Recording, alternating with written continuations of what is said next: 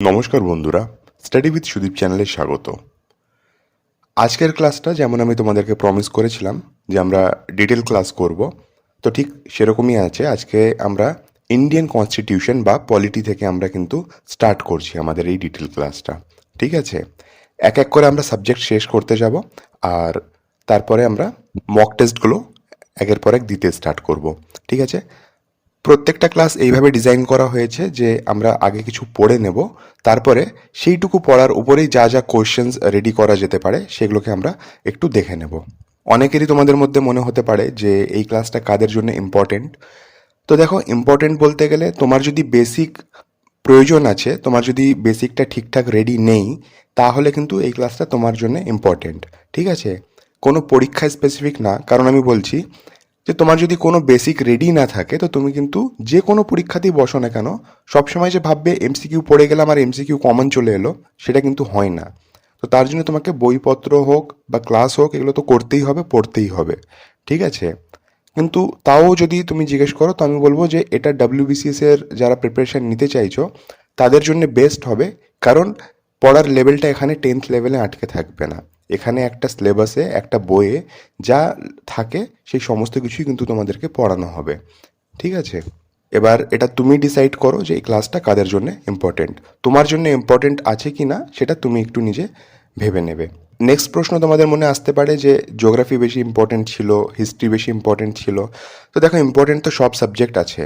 যদি 2023-এর আমরা ডাব্লিউবিসিএস প্রিলিমসের পরীক্ষার কোশ্চেন্সগুলো দেখি, তো সেখানে তুমি দেখতে পাবে যে কনস্টিটিউশন থেকে বেশ ট্রিকি কোশ্চেন্স দিয়েছিল, আর সেগুলো তুমি পারবে না যতক্ষণ না তুমি সেই জিনিসগুলোকে ডিটেলে বুঝছো বা ডিটেলে জানছো। তার মানে হচ্ছে যে সবটা সাবজেক্টই কিন্তু সমানভাবে আমাদের জিএস সেকশনে ইম্পর্টেন্ট আছে, তো সবকটাকেই পড়তে হবে। আর তার মধ্যে কিন্তু সবথেকে লেন্দি সাবজেক্ট হচ্ছে হিস্ট্রি। ঠিক আছে, তারপরে জিওগ্রাফিটা খুব একটা লেন্দি আমি বলবো না, কারণ সেখানে অনেক কিছু জিনিস ট্রিক ব্যাপার থাকে, তো ইজিলি হয়ে যাবে। পলিটিটা কিন্তু খুব টাফ যারা কিন্তু আর্টস স্ট্রিম থেকে বিলং করো না, কারণ 10th-এর পরে আর সেরকমভাবে পলিটি কিন্তু পড়া হয় না। তার জন্যই কিন্তু আমি চেষ্টা করেছি যে এই ক্লাসে মাইন্ড ম্যাপের সাহায্যে তোমাদেরকে পলিটিটা পড়ানো হবে। যেইটুকুটা প্রয়োজন আছে তোমাদের জানার, সেইটুকুটাই জানানো হবে। কারণটা হচ্ছে এক্সট্রা ব্রেনের বার্ডেন দিয়ে কোনো লাভ নেই। ঠিক আছে, তোমার হয়তো ক্লাস শেষের পরে মনে হতে পারে যে এই এই এরিয়াগুলো তো মিস করে গেলেন স্যার, এটা তো আমাদেরকে পড়ালেন না। তো মিস কিছুই করিনি, সব ভাবনা চিন্তা করে ক্লাসটাকে ডিজাইন করা হয়েছে। আর যেই সেকশনটা আমার মনে হয়েছে যে এটা খুব একটা ইম্পর্টেন্ট না, এই সেকশনে এতটা ডেপথে পড়া প্রয়োজনই না, তো সেই সেকশনে অতটা ডেপথে কিন্তু আমরা যাইনি। ঠিক আছে, ক্লাসের শেষে তোমাদের মতামতটা আমি চাইবো যে কেমন লাগলো ক্লাসটা, কারণ ফার্দার আমরা সেইভাবে প্রসিড করব আদার্স ক্লাসের সাথে। কমেন্ট বক্সের মাধ্যমে তুমি আমাকে সেটা জানাবে। ঠিক আছে, আর সবথেকে ইম্পর্টেন্ট কথা, তুমি কিন্তু একটা খাতা আর পেন নিয়ে বসো। প্রয়োজন হলে ভিডিওটাকে পজ করো এখন, আগে খাতা আর একটা পেন আনো, কারণ এই ক্লাসের কোনো পিডিএফ আমি প্রোভাইড করতে পারলাম না। কারণটা হচ্ছে আমি চাই যে তুমি নিজে নোট মেকিং ব্যাপারটা শেখো। নোট মেকিং যতক্ষণ তুমি নিজে শিখবে না, ততক্ষণ কিন্তু ওই অলওয়েজ পিডিএফ ডিপেন্ডেন্ট থাকবে। আর পরীক্ষার আগে সবকটা যে পিডিএফ তুমি ভিজিট করতে পারবে, সবকটা পিডিএফ যে তুমি দেখে নেবে, সেটা কিন্তু পসিবল হয় না। পিডিএফ ফোনের এক কোণে পড়েই থেকে যায়। তার জন্য একটা খাতা নাও, একটা পেন নাও, আর এই নোটগুলো বানাতে স্টার্ট করো। এখানে তোমার নোট বানানোর হ্যাবিটটাও তৈরি হবে, আর কি করে নোট বানাতে হয় সেটাও তুমি আস্তে আস্তে শিখতে পারবে। তাহলে যখন তুমি নিজে কোনো বই পড়বে, তো সেখান থেকেও কিন্তু জিস্টগুলোর সাহায্যে তুমি নোট বানাতে পারবে, যেটাকে পরীক্ষার আগের রাতে তুমি দেখলেও কিন্তু তোমার রিভিশনটা খুব সলিড হবে। ঠিক আছে, তাহলে শুরু করা যাক আজকের ক্লাসটা। প্রথমে আমরা দেখে নেব, এটা আমাদের পার্লামেন্ট। অবভিয়াসলি এটা ওল্ড বিল্ডিং। এখন এই বিল্ডিংটার নাম কি আছে এটা তোমরা কমেন্ট বক্সে জানাবে। এটা কিন্তু কোনো নতুন জিনিস না যেটা আমাকে জানাতে হবে, তার জন্য এই বিল্ডিংয়ের নামটা তোমরা কমেন্টে আমাকে জানাবে। ক্লাসের শুরুতেই কিন্তু একটা তোমাদের জন্য প্রশ্ন রইল। আজকে যেটা আমরা পড়বো সেটা হচ্ছে historical background of Indian constitution, মানে হচ্ছে যে এই কনস্টিটিউশন বানানোর যে হিস্ট্রিটা আছে সেটা আমরা দেখব, আর সেই রিলেটেড আমরা যেমন বললাম কোশ্চেন্স দেখব। ঠিক আছে, আর হিস্টোরিক্যাল ব্যাকগ্রাউন্ডের মধ্যে কিন্তু 3টে সেকশন থাকে।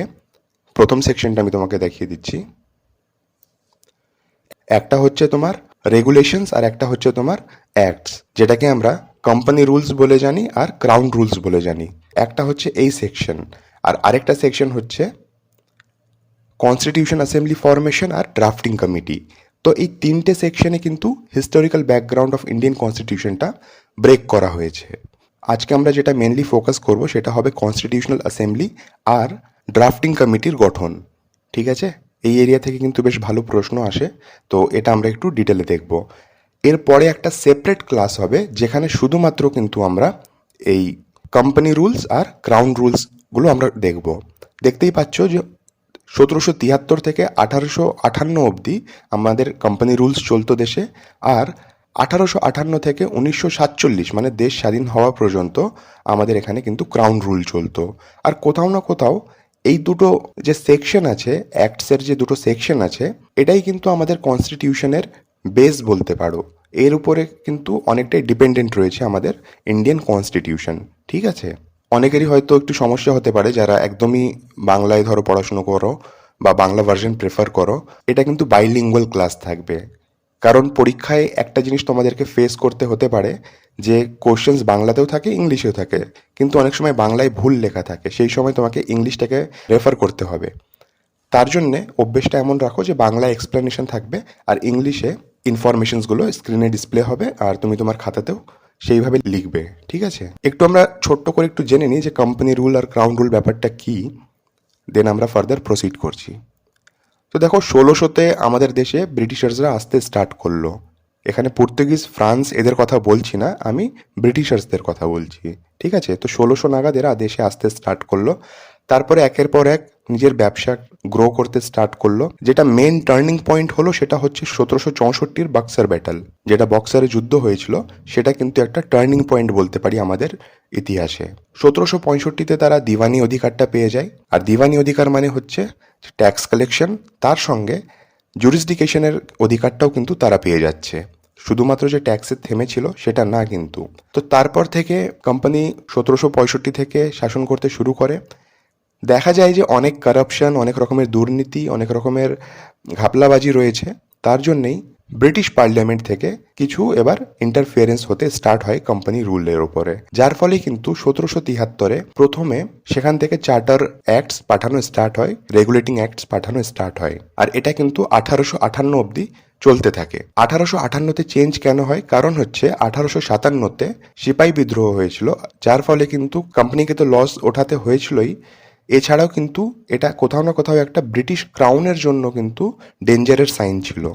তার জন্যই তারা এই কোম্পানি ব্যাপারটাকেই শেষ করে দিল, আর তখন থেকে আমাদের দেশে ক্রাউন রুল স্টার্ট হলো। ক্রাউন রুল মানে বুঝতেই পারছো যে ব্রিটিশের মহারানীর রুল তখন থেকে আমাদের দেশে চলতে শুরু করলো। তারপর থেকে যেগুলো অ্যাক্টস এসেছে সেইগুলো কিন্তু বলতে পারো যে পার্লামেন্টারি অ্যাক্ট ছিল টোটালি। ঠিক আছে, যেখানে সরকার কি করে চালাতে হবে, অ্যাডমিনিস্ট্রেটিভ সিস্টেমটা কি করে চালাতে হবে, এইগুলোই বেশি করে ইন্ডিকেট করা হয়েছিল। স্ক্রিনে তোমরা দেখতেই পাচ্ছ এখানে যে 1773 থেকে 1947, এই অ্যাপ্রক্স একটা 200 বছরের টাইম পিরিয়ডে কিন্তু মাত্র 14টা রুলস রেগুলেশনস এসছে। ঠিক আছে, এই 14টাকে আমরা ডিটেলে একটা অন্য ক্লাসে পড়বো, এখানে জাস্ট তোমাদের নলেজের জন্য একটা ব্রিফ আমি দিলাম। এবার যেটা আমরা দেখব যে কনস্টিটিউশনাল অ্যাসেম্বলি কবে ফর্ম হয়েছে, কেন ফর্ম হয়েছে, তার ভেতরে কি কি ছিল, কাদের পোস্ট ছিল, এসব আমরা একটু ডিটেলে দেখে নেব। প্রথমে হচ্ছে যে আমাদেরকে এই অ্যাসেম্বলি গঠন করতে হয়েছিল কেন। তো দেখো, এই কনস্টিটিউশনাল অ্যাসেম্বলির ডিমান্ড কিন্তু সব থেকে প্রথমে স্টার্ট হয়েছিল 1934 থেকে। ঠিক আছে, 1934-এ প্রথম এম.এন. রয় এটার ডিমান্ড করেছিল। এনার পরে 1935 সালে ইন্ডিয়ান ন্যাশনাল কংগ্রেস প্রথমবার অফিসিয়ালি ডিমান্ড করলেন যে আমাদের কনস্টিটিউশনাল অ্যাসেম্বলি ফ্রেম করতে হবে, নিজেদের আমাদের একটা কনস্টিটিউশনাল অ্যাসেম্বলি বানাতে হবে। ঠিক আছে, তারপরে 1938-এ জওয়াহরলাল নেহরু ডিক্লেয়ার করলেন যে একটা স্বাধীন ভারতের নিজস্ব কনস্টিটিউশন হতে হবে, আর সেটা কোনো ব্রিটিশার্স ছাড়াই কিন্তু আমরা বানাবো। এরকম করে একটা চিন্তাধারা চলছিল অনেক দিন থেকেই। সেকেন্ড ওয়ার্ল্ড ওয়ারের সময় একের পর এক ব্রিটিশের তরফ থেকে আমাদের কাছে মিশন আসতে শুরু করলো, একের পর এক তারা লোক পাঠাতে স্টার্ট করলো। যেমন তোমাদের মনে আছে 1942-এ ক্রিস্প মিশন পাঠানো হয়েছিল, আর 1946-এ কিন্তু ক্যাবিনেট মিশন পাঠানো হয়েছিল। এই ক্যাবিনেট মিশনটাই হচ্ছে আসল কারণ যার জন্যে কিন্তু আমরা কনস্টিটিউশনাল অ্যাসেম্বলি নিজেদের গঠন করতে পেরেছিলাম, আর নিজেদের কনস্টিটিউশন, নিজেদের সংবিধান আমরা লিখতে শুরু করেছিলাম। ঠিক আছে, তাহলে এর সিড আমরা কোথায় খুঁজে পাচ্ছি? এর সিড হচ্ছে ক্যাবিনেট মিশন। এটুকুটা ক্লিয়ার? এবার আমরা দেখব যে তার ফলে কি কি হয়েছিল। তো কনস্টিটিউশনাল অ্যাসেম্বলি যখন প্রথম গঠন করা হলো তো সেটা ডেট হচ্ছে 6 ডিসেম্বর 1946, ঠিক আছে। এই ডেটটা কিন্তু মনে রাখবে, এই ডেটের দিন কিন্তু কনস্টিটিউশনাল অ্যাসেম্বলি গঠন করা হলো, ফরমেশন হলো এদের, ঠিক আছে। এই মিটিংয়ে কজন মেম্বার আসার কথা, তো এই মিটিংয়ে কিন্তু দেখতেই পাচ্ছ টোটাল মেম্বারের সংখ্যা রয়েছে 389, মানে 389। তার মধ্যে কিন্তু 292 ইলেক্টেড মেম্বার ছিল, আর 93 নমিনেটেড ছিল প্রিন্সলি স্টেট থেকে। প্রিন্সলি স্টেট মানে হচ্ছে যেখানে এখনও কিন্তু রাজাদের অধিকার ছিল, সেটা কিন্তু ব্রিটিশের সঙ্গে সন্ধিতে ছিল, সেটা কোনোভাবে পুরোপুরি কিন্তু ব্রিটিশার্সদের ছিল না, সেখানে এখনও রাজা ছিল। যেমন হচ্ছে তোমার গোয়ালিয়র, একটা উদাহরণের জন্য আমি বললাম, গোয়ালিয়র যেমন একটা প্রিন্সলি স্টেট ছিল সেই সময়ে। আর লাস্ট যেটা 4 দেখছো সেটা কিন্তু কমিশনার স্টেট থেকে ছিল। এই কমিশনার স্টেটে কোন কোন জায়গাগুলো পড়ে যাচ্ছে, তো কমিশনার স্টেটের মধ্যে প্রথমে একটা দিল্লি পড়ছে, যেখানে ক্যাপিটাল ছিল যেটা, একটা রাজস্থানের জায়গা আজমের মেরওয়াড় সেখানে পড়ছে, একটা হচ্ছে কর্ণাটকার কুর্গ, আর একটা হচ্ছে ব্রিটিশ বালুচিস্তান। এই ব্রিটিশ বালুচিস্তানটাই কিন্তু বর্তমানে পাকিস্তানের পার্ট আছে, ঠিক আছে। তো এইভাবে 389 মানে 389 মেম্বার্স এখানে পার্টিসিপেট করলেন। এবার কনস্টিটিউশনাল অ্যাসেম্বলি হয়ে গেল, আমাদের মেম্বার হয়ে গেল, তাহলে এবার একটা প্রথম মিটিং রাখা হোক। তো এই মিটিংয়ের জন্য 9 ডিসেম্বর 1946 প্রথম মিটিং রাখা হলো। আর এখানে দেখতেই পাচ্ছ তুমি স্ক্রিনে লেখা রয়েছে যে প্রথম মিটিংকে যিনি অ্যাড্রেস করেছিলেন ওনার নাম ছিল জেবি কৃপলানি। তো এই নামগুলো কিন্তু ইম্পর্টেন্ট আছে, এই নামগুলো কিন্তু অনেক সময় 1 নম্বরের এমসিকিউ হিসেবে তোমাকে জিজ্ঞেস করতেই পারে, তো এই নামগুলোও কিন্তু মনে রাখবে। আর ডেটটা তো ইম্পর্টেন্ট আছেই, অনেক পরীক্ষাতে অলরেডি এইসবকে জিজ্ঞেসও করেছে। আর টোটাল কনস্টিটিউশন অ্যাসেম্বলিতে 11টা সেশন হয়েছিল, ঠিক আছে। এবার আমরা দেখব যে এই মিটিং যে হয়েছিল 9 ডিসেম্বরে, তার প্রথম প্রেসিডেন্ট কে ছিলেন। এটা কিন্তু খুব কমন প্রশ্ন, তোমরা এমসিকিউ এর থ্রু এটাকে অবভিয়াসলি মুখস্থ করে রেখেছো, তাও যেহেতু আমরা ডিটেলে পড়ছি তো আমরা কিছু এখানে ইগনোর করতে পারবো না। তাহলে 9 ডিসেম্বর 1946 যখন প্রথম মিটিংটা হলো, তার প্রেসিডেন্ট ছিলেন সচিদানন্দ সিনহা, ঠিক আছে। ইনি কিন্তু প্রথম প্রেসিডেন্ট ছিলেন, কিন্তু এটাও মাথায় রাখবে ইনি কিন্তু টেম্পরারি প্রেসিডেন্ট ছিলেন, ইনি কিন্তু পার্মানেন্ট প্রেসিডেন্ট ছিলেন না। আর যখন 11 ডিসেম্বর 1946 সেকেন্ড মিটিংটা হয়, তখন তাদের মধ্যে রাজেন্দ্র প্রসাদকে ইলেক্ট করা হয় অ্যাজ আ প্রেসিডেন্ট। তো ইনি হয়ে গেলেন আমাদের পার্মানেন্ট প্রেসিডেন্ট, ঠিক আছে। এখনও কিন্তু ইনি দেশের প্রেসিডেন্ট হননি, এখনও ইনি কিন্তু কনস্টিটিউশনাল অ্যাসেম্বলিরই প্রেসিডেন্ট আছেন। ক্লিয়ার এটুকুটা? যখন একটা প্রেসিডেন্ট আছে তো ঠিক আমাদের দেশের মতনই একটা সেখানেও ভাইস প্রেসিডেন্ট থাকবে। তো অবভিয়াসলি একজন ভাইস প্রেসিডেন্ট ছিলেন, আর ভাইস প্রেসিডেন্টের নাম হচ্ছে এইচ.সি. মুখার্জি। এই এইচ.সির ফুল ফর্ম হচ্ছে হরেন্দ্র কুমার মুখার্জি, কিন্তু কুমারের স্পেলিং COOMAR লিখতেন, তার জন্যে এইচ.সি. মুখার্জি, ঠিক আছে। এনাকে ছাড়াও কিন্তু আরেকজন ভাইস প্রেসিডেন্ট ছিলেন, ওনার নাম হচ্ছে VT কৃষ্ণমাচারী, কিন্তু ওনাকে নিয়ে এতটা প্রশ্ন আসে না, তার জন্যেই আমরা এইচ.সি. মুখার্জি নামটাই মনে রাখবো, ঠিক আছে। এটা কিন্তু মনে রাখবে যে প্রথমে দুটো ভাইস প্রেসিডেন্ট ছিল, এইচ.সি. মুখার্জি আর VT কৃষ্ণমাচারী। প্রেসিডেন্ট হলো, ভাইস প্রেসিডেন্ট হলো, এবার একটা অ্যাডভাইজারের দরকার আছে। তো একজন অ্যাডভাইজার ছিলেন, আর ওই অ্যাডভাইজারের নাম হচ্ছে BN রাও, ঠিক আছে। ইনি কিন্তু লিগ্যাল অ্যাডভাইজার ছিলেন কনস্টিটিউশনের। দেখতেই পাচ্ছ এখানে লেখা আছে the assembly appointed BN Rao as constitutional legal adviser, ঠিক আছে। তাহলে একটা কনস্টিটিউশন চালাতে যা যা এলিমেন্ট দরকার, যা যা এন্টিটি দরকার, সেটা আমরা এখন দেখলাম, ঠিক আছে। ডেটগুলো মনে রাখবে, নামগুলো মনে রাখবে, আর পোস্টগুলো এখানে ইম্পর্টেন্ট, এইভাবে মনে রাখবে। জাস্ট এই 3টে জিনিস রয়েছে। এবার ভিডিওটাকে এখানে পজ করো, আর পজ করার পরে নিজের খাতার মধ্যে এটাকে কিন্তু ড্র করে নাও। এইভাবেই ড্র করতে হবে তার কোনো মানে নেই, জাস্ট একটা সার্কেল ড্র করো আর দাগ টেনে টেনে অ্যারো দিয়ে এই নামগুলোকে with post and date as it is লিখে ফেলো, ঠিক আছে। আগেন বলবো যে স্ক্রিনশট নিও না, যেহেতু আমি এখানে পজ করতে বললাম বলে। এটা কিন্তু তোমাদের নিজের সঙ্গেই নিজের চিটিং করা হবে, সেটা করতে যেও না। যখন ক্লাস করছো, কোচিং ক্লাসে গেলেও তো খাতাপত্রতে লিখতে, তখন তো আর স্ক্রিনশট আর ফটো তুলতে না ক্যামেরা দিয়ে। সো এখানে সেটা করো না, খাতায় এটাকে লেখো, লেখার সাথে সাথে দেখবে তোমার মুখস্থ হয়ে যাবে। তো সেকেন্ড টাইম এটাকে কিন্তু আর তোমাকে মুখস্থ করতে হবে না আলাদাভাবে বসে, ঠিক আছে। নেক্সট আমরা দেখব ড্রাফটিং কমিটি। কনস্টিটিউশনের এটা কিন্তু বলতে পারো মেন পার্ট, যে কিনা আমাদেরকে আমাদের সংবিধানটা প্রদান করেছে, সে হচ্ছে ড্রাফটিং কমিটি।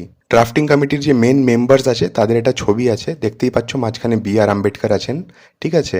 আর এই ড্রাফটিং কমিটিতে একজনই মুসলিম মেম্বার ছিলেন, সৈয়দ মোহাম্মদ সাদুল্লাহ। তো আমরা এক এক করে সবকটা মেম্বারকেই দেখব। এখানে ফটোটা তোমাদেরকে জাস্ট একটা রেফারেন্স হিসেবে দেওয়া হয়েছে। ড্রাফটিং কমিটি কবে গঠন হয়েছিল? তো ড্রাফটিং কমিটি সেট আপ হয়েছিল 29 অগস্ট 1947। ঠিক আছে। ড্রাফটিং কমিটিতে 7টা মেম্বার ছিলেন। একজন হচ্ছেন B.R. আম্বেদকর, যিনি এই কমিটির চেয়ারম্যান ছিলেন, আর আদার 6 মেম্বার্স ছিলেন এই কমিটিতে। 7জন মেম্বারের নামটা একবার দেখে নেবে। যদিও মেম্বারের ওইভাবে নাম জিজ্ঞেস করে না, অবভিয়াসলি কাজ দিয়েই কিন্তু নামটা জিজ্ঞেস করা হয়, তাও একটু মনে রাখার জন্যে তোমাদের যাতে প্রথমবার ইন্ট্রোডিউসড হচ্ছ বা কখনো যদি কোথাও পড়ো যাতে রিকগনাইজ করতে পারো, তার জন্যই নামগুলো একটু জেনে নাও। Doctor K.M. Munshi, Mohammad Saadulla, Alladi Krishnaswami Ayyar, N. Gopalaswami Ayyangar, D.P. Khaitan আর B.L. মিটার। ঠিক আছে। এখানে যে তুমি দেখতে পাচ্ছ D.P. খেতান লেখা আছে যে, তো D.P. খেতানকে কিন্তু রিপ্লেস করে দিয়েছিলেন T.T. কৃষ্ণমাচারী 1948 সালে, কারণ এই কাজ চলাকালীনই ওনার মৃত্যু হয়ে যায়। তো ওনার জায়গায় T.T. কৃষ্ণমাচারীকে নেওয়া হয়েছিল। আর এখানে আরেকটা নাম তুমি দেখতে পাচ্ছ B.L. মিটার, এই যে মিটার নামটা রয়েছে এখানে। তো মিটারের কিন্তু রিপ্লেসড করা হয়েছিল, কারণ মিটারেরও শরীর খারাপ হয়ে গেছিলো, আর তার জন্যে N. মাধব রাওকে এনার জায়গায় নেওয়া হয়েছিল। যেমনটা আমি বললাম যে 29 আগস্ট 1947 ড্রাফটিং কমিটি চেয়ারম্যানকে অ্যাপয়েন্ট করলেন, আর চেয়ারম্যানের নাম হচ্ছে আমরা সবাই জানি B.R. আম্বেদকর। 4 নভেম্বর 1947 থেকে ড্রাফটিং কমিটি কাজ করা শুরু করলো, আর 21 ফেব্রুয়ারি 1948 এই ড্রাফটগুলো সাবমিট করা হলো কনস্টিটিউশনাল অ্যাসেম্বলিতে। ঠিক আছে, যাতে তারা এটাকে দেখতে পারে, এটাকে পড়তে পারে, আর তারপরে সেটাকে তারা যাতে অ্যাডাপ্ট করে দেশে এনফোর্স করতে পারে। তো এই ড্রাফটিংয়ের কাজটা কমপ্লিট করার পরে 26 নভেম্বর 1949 মানে 26 নভেম্বর 1949, এই ডেটটা তোমরা অনেকবার MCQ-এ দেখেছো। এই ডেটে কিন্তু কনস্টিটিউশনাল অ্যাসেম্বলি ড্রাফটটাকে অ্যাডাপ্ট করলো, অ্যাকসেপ্ট করলো। ঠিক আছে। অ্যাডাপ্ট ওয়ার্ডও দিতে পারে MCQ-এ, অ্যাকসেপ্ট ওয়ার্ডটাও দিতে পারে। আর যেটা আমি এই ড্রাফটিং কমিটি শুরু হওয়ার আগেই বললাম যে এই 7জন মেম্বারে জিজ্ঞেস করতেই পারে যে মুসলিম মেম্বারের নাম কি। তো একজনই মুসলিম মেম্বার ছিলেন, আর ওনার নাম হচ্ছে সৈয়দ সাদুল্লাহ। ঠিক আছে। কনস্টিটিউশনাল অ্যাসেম্বলিতেও কিন্তু শিখ কমিউনিটি, মুসলিম কমিউনিটি, এইভাবে কিন্তু কমিউনিটি ওয়াইজ রিপ্রেজেন্টেটিভসরা ছিল। সেটাকে অত ডেপথে জানার কোনো দরকার নেই, তার জন্যই আমি সেটা কিন্তু বলিনি। এখানেও কিন্তু ড্রাফটিং কমিটিও কিন্তু একবারে যে জমা করলো তারপরে একবারেই পড়া হয়ে গেল তা না, ড্রাফট করা হতো, বারবার তাদেরকে পড়ে শোনানো হতো, তারা সেখানে অ্যামেন্ডমেন্ট আনতো, চেঞ্জেস করতো।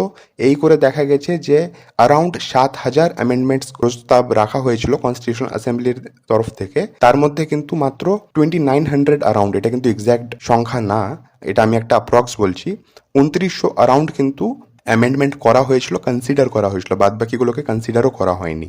ঠিক আছে। 26 জানুয়ারি, যেমন আমরা সবাই জানি, 26 জানুয়ারি 1950 constitution of India came into force, মানে এটাকে দেশের উপরে লাগু করা হলো। এই 26 জানুয়ারির আগে যে ঘটনাটা ঘটেছিল সেটাও একটু এখানে দেখে নেবে। 24 জানুয়ারি 1950 কিন্তু লাস্ট মিটিং রাখা হয়েছিল কনস্টিটিউশনাল অ্যাসেম্বলির। ঠিক আছে। আর সেই দিনই কিন্তু কনস্টিটিউশনকে সাইন করে অ্যাকসেপ্ট করা হলো। কিন্তু এই ডেটটাকে কখনো আবার অ্যাকসেপ্টেড বলে যদি MCQ-এ থাকে সেটাকে কিন্তু মেনশন করে দেবে না। অ্যাকসেপ্টেড 26 নভেম্বর 1950 হয়ে গেছিল, এটা জাস্ট সাইন করার ডেটটা আছে। ঠিক আছে। অতটা তোমাকে মনে রাখতে হবে না, জাস্ট মনে রাখবে লাস্ট মিটিং 24 জানুয়ারি 1950 হয়েছিল। ঠিক আছে। প্রথমবার যখন কনস্টিটিউশনটাকে লেখা হলো তখন কিন্তু 395টা আর্টিকেল ছিল, 8টা স্কেডিউল ছিল, আর 22টা পার্ট ছিল। ঠিক আছে। এখানে দেখতে পাচ্ছ GB Mavalankar was the first speaker of the Lok Sabha after India turned into a republic. যখন ব্রিটিশার্সরা আমাদেরকে দায়িত্ব দিল, ক্যাবিনেট মিশন যখন দায়িত্ব দিল যে তোমরা এই কনস্টিটিউশনটা লেখো, তো কনস্টিটিউশন অ্যাসেম্বলি শুধুমাত্র যে লেজিসলেটিভ কাজটাই করতো, শুধুমাত্র যে কনস্টিটিউশনই বানাতো তা না, তাদের কিন্তু এটাও দায়িত্ব ছিল যে দেশের অর্ডিনারি রুলস অ্যান্ড রেগুলেশনস যেগুলো হবে সেগুলো কিন্তু তাদেরকে দেখতে হবে। ঠিক আছে। যতদিন এই পৃথিবী আছে, ভারত দেশ আছে, ততদিনের জন্য এই কনস্টিটিউশন, কিন্তু রোজকার জীবনেও কিছু rules and regulations, ordinary rules দরকার ছিল, সেটাও কিন্তু কনস্টিটিউশন অ্যাসেম্বলি করতো। এবার কাজ হয়ে গেল তাহলে দুটো, তো দুটোকে দেখার জন্য রাজেন্দ্র প্রসাদ যে ছিলেন উনি কিন্তু কনস্টিটিউশনাল অ্যাসেম্বলির প্রেসিডেন্ট ছিলেন। আর এই অর্ডিনারি রুলস অ্যান্ড রেগুলেশন যেটা বর্তমানে আমাদের সংসদ করে থাকে, পার্লামেন্ট করে থাকে, তো সেখানে যে স্পিকারের রোল ছিল সেই রোলটা দেওয়া হয়েছিল জিভি মাভলাঙ্কারকে। ঠিক আছে, তো বলতে পারো যে ইলেকশনের আগেই কিন্তু স্পিকার যিনি ছিলেন উনি জিভি মাভলাঙ্কার ছিলেন। তো এই প্রশ্নটা এতটা ঘুরিয়ে পেঁচিয়ে জিজ্ঞেস করে না, সিম্পলি জিজ্ঞেস করে যে লোকসভার প্রথম স্পিকার কে ছিলেন, তো নাম হয়ে যাবে জিভি মাভলাঙ্কার। আমি জাস্ট এর পেছনের স্টোরিটা তোমাকে বললাম যাতে তোমাদের কোথাও কনফিউশন না হয়। ঠিক আছে, আরেকটা ইনফরমেশন দেখো যে এই কনস্টিটিউশন বানাতে টোটাল কত টাকা খরচ হয়েছিল। এটা হচ্ছে 64 লাখ টাকা খরচ হয়েছিল এই কনস্টিটিউশন বানাতে। তো শুধুমাত্র যে এরা ওই চা পান খেয়ে যে ওখানে খরচ করে দিয়েছে তা না, এর মধ্যে কিন্তু আমাদেরকে অনেক দেশের কনস্টিটিউশন পড়তে হয়েছে, সেখান থেকে আইডিয়া অ্যাডাপ্ট করতে হয়েছে। তোমরা এমসিকিউ সলভ করার সময় দেখেছো হয়তো যে প্রশ্ন আসে যে কোথায় থেকে ফান্ডামেন্টাল রাইটসের আইডিয়াটা অ্যাডাপ্ট করা হয়েছে, প্রেসিডেন্টের পোস্টটা কোথায় থেকে অ্যাডাপ্ট করা হয়েছে। তো এটা ওর ওই শুধু শুধু হয়ে যায়নি, অনেক দেশ ঘুরতে হয়েছে, অনেক দেশের কনস্টিটিউশনকে পড়তে হয়েছে, তারপরেই কিন্তু এই ইনফরমেশনসগুলো আমাদের কাছে এসেছে। আর আমরা বেস্ট যেগুলো ছিল সেগুলোকে আমরা অ্যাডাপ্ট করেছি আমাদের কনস্টিটিউশনে। ঠিক আছে, তো টোটাল এক্সপেন্ডিচার হবে 64 লাখ টাকা। লাস্ট যেটা হচ্ছে যে টোটাল টাইম কতটা লেগেছে এই কনস্টিটিউশনকে গঠন করতে। তো টোটাল টাইম হচ্ছে 2 বছর 11 মাস 17 কিংবা 18 দিন লেখা আছে, দেখতে পাচ্ছ, কারণ অনেক বইয়ে 17 দিন লেখা আছে, অনেক বইয়ে 18 দিন লেখা আছে। তো যেটা অপশানে থাকবে সেটাকেই তুমি দাগ দেবে। তাহলে কাছাকাছি দেখো, আর কটা দিন গেলেই 3 বছর হয়ে যেত। তাহলে এখান থেকে তুমি পুরো একটা নোট বানিয়ে নাও, একটা সার্কেল ড্র করো, অ্যারো দিয়ে এই নামগুলো লিখে নাও, আর তার পাশে 4টে খোপ করে এই ইনফরমেশনকে লিখে নিতে পারো, কিংবা নিচে 4টে লাইনেও এই ইনফরমেশনসগুলোকে লিখে নিতে পারো। ঠিক আছে, এছাড়া এর রিলেটেড কিন্তু আর কটা প্রশ্ন আসে, সেগুলো ইনফরমেশনস এখানে লেখা নেই, সেটা আমি তোমাকে বলে দিচ্ছি, তোমার যদি প্রয়োজন মনে হয় সেটা তুমি লিখে নিতে পারো নিজের খাতাতে। প্রথম হচ্ছে যে আমাদের এই কনস্টিটিউশন বানানো কালীনই কিন্তু বেশ কিছু জিনিস বললাম যে দেশের অর্ডিনারি রুলসগুলো ডিসাইড করতে হতো। তার মধ্যে একটা হচ্ছে যে আমাদের ন্যাশনাল ফ্ল্যাগ। তো আমাদের ন্যাশনাল ফ্ল্যাগ, আমাদের রাষ্ট্রীয় পতাকা কবে অ্যাডাপ্ট করা হয়েছে, তো সেটা হয়ে যাবে 22 জুলাই 1947। ঠিক আছে, নেক্সট হচ্ছে ন্যাশনাল অ্যানথাম কবে অ্যাডাপ্ট করেছি, মানে আমাদের জনগণমন যেটা ন্যাশনাল অ্যানথাম আছে সেটা আমরা কবে অ্যাডাপ্ট করেছি, তো সেটা হয়ে যাবে 24 জানুয়ারি 1950-এ। আর এই দিনই কিন্তু আমরা আমাদের ন্যাশনাল সং মানে বন্দে মাতরম সেটাও কিন্তু অ্যাডাপ্ট করেছি। ঠিক আছে, তাহলে ন্যাশনাল অ্যানথাম, ন্যাশনাল সং 24 জানুয়ারি 1950, ন্যাশনাল ফ্ল্যাগ হয়ে যাবে 22 জুলাই 1947। আর আমাদের দেশের প্রথম রাষ্ট্রপতি, আমাদের দেশের প্রথম রাষ্ট্রপতি কে? ডক্টর রাজেন্দ্র প্রসাদ, তাই তো। তো ডক্টর রাজেন্দ্র প্রসাদকে কবে ইলেক্ট করা হয়েছিল, তো সেই ডেটটা হয়ে যাবে 24 জানুয়ারি 1950। ঠিক আছে, আমি আগেই বলেছি রাজেন্দ্র প্রসাদ কিন্তু কনস্টিটিউশনাল অ্যাসেম্বলির প্রেসিডেন্ট ছিলেন, উনি কিন্তু দেশের প্রেসিডেন্ট তখনও হননি।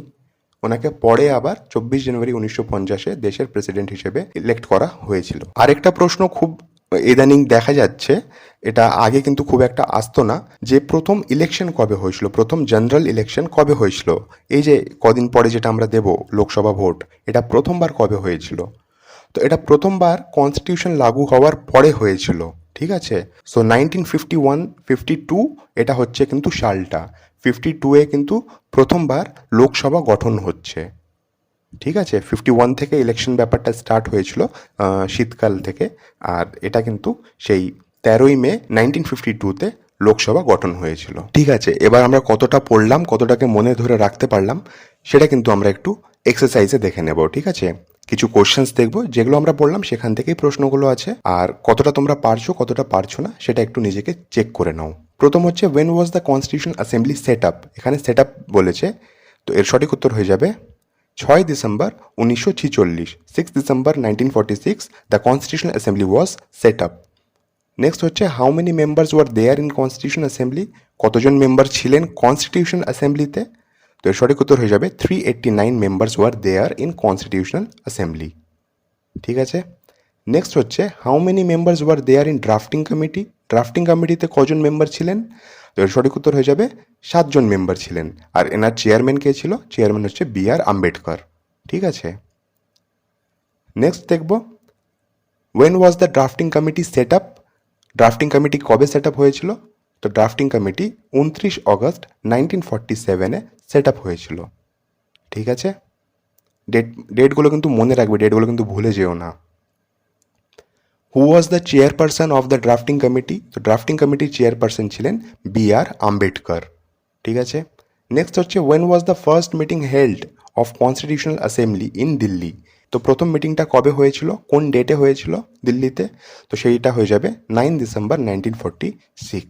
হু was the only Muslim member of drafting committee, তো সেই অনলি মুসলিম মেম্বারের নাম হচ্ছে সৈয়দ সাদুল্লাহ বা সৈয়দ মোহাম্মদ সাদুল্লাহ।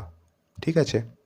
নেক্সট হচ্ছে when was the drafting committee start working to prepare the Indian constitution. Drafting committee কবে থেকে কাজ করা শুরু করেছে, তো উত্তরটা হয়ে যাবে 4 নভেম্বর 1947-এ।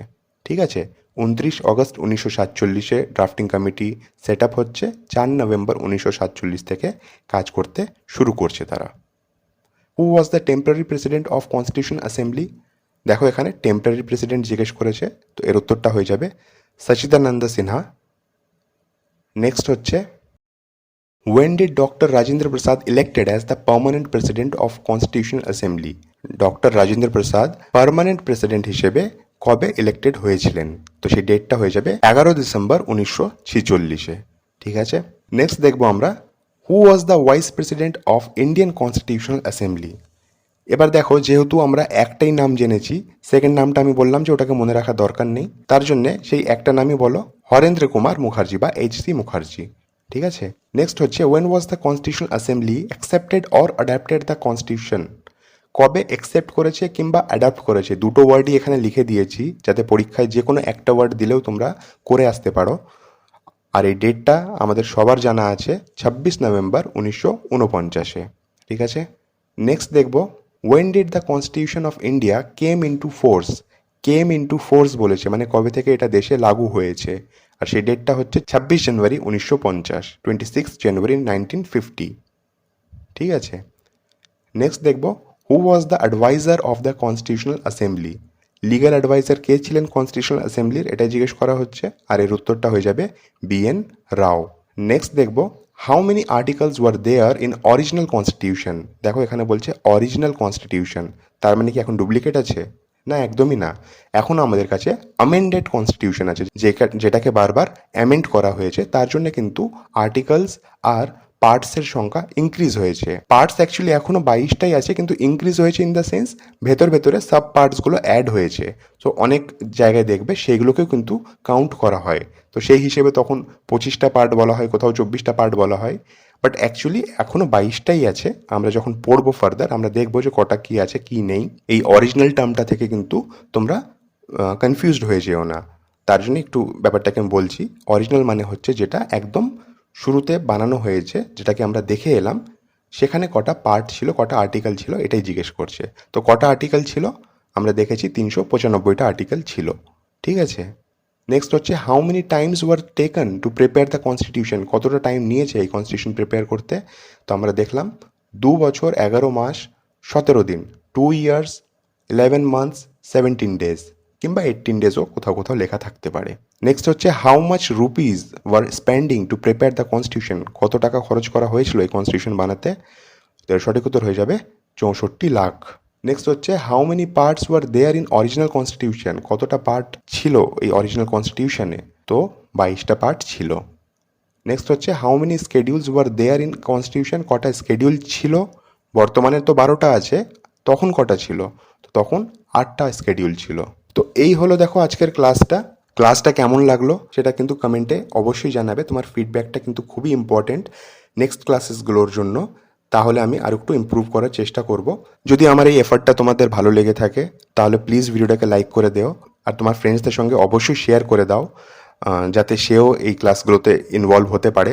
কারণ তোমাদের যতটা আমি সাপোর্ট পাবো ততই ভালো ভালো ক্লাস আনার আমি চেষ্টা করব, আর আমারও কিন্তু একটা মোটিভেশন লেভেল ডেভেলপড হবে, যেটা আমাকে আর একটু বেটার কাজ করতে সাহায্য করবে। স্টাডি উইথ সুদীপ চ্যানেলকে যদি তুমি এখনও সাবস্ক্রাইব করোনি তো সাবস্ক্রাইব করে নাও, আর ভাবনা চিন্তা করো না, আর বেল আইকনটা অবশ্যই প্রেস করে দাও, যাতে নেক্সট ক্লাসের নোটিফিকেশনটা তোমার কাছে ইজিলি পৌঁছে যেতে পারে। তাহলে দেখা হচ্ছে নেক্সট ক্লাসে, ততক্ষণ পড়তে থাকো, রিভাইজ করতে থাকো।